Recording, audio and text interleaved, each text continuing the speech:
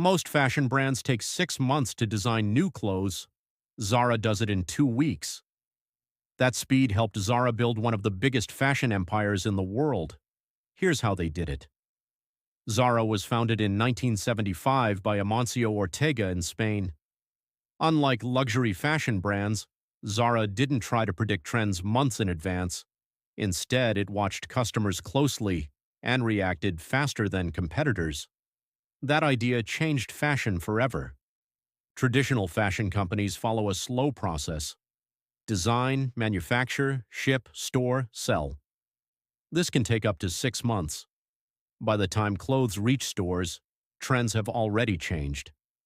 Zara solved this problem differently. Instead of outsourcing production like competitors, Zara kept much of its manufacturing close to home. This allowed Zara to design, produce, and deliver new clothing to stores in just 2 weeks. Customers started visiting stores more often because every visit meant something new. Speed became Zara's biggest advantage. Unlike competitors, Zara spends very little money on advertising. Instead, they invest in premium store locations. Their stores act as marketing, and customers become the promotion. Store managers report customer preferences daily. Design teams adjust products immediately. If something sells fast, Zara produces more. If something fails, it disappears quickly.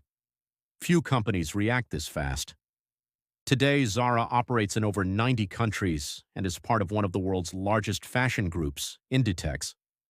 Its biggest advantage is still the same: speed.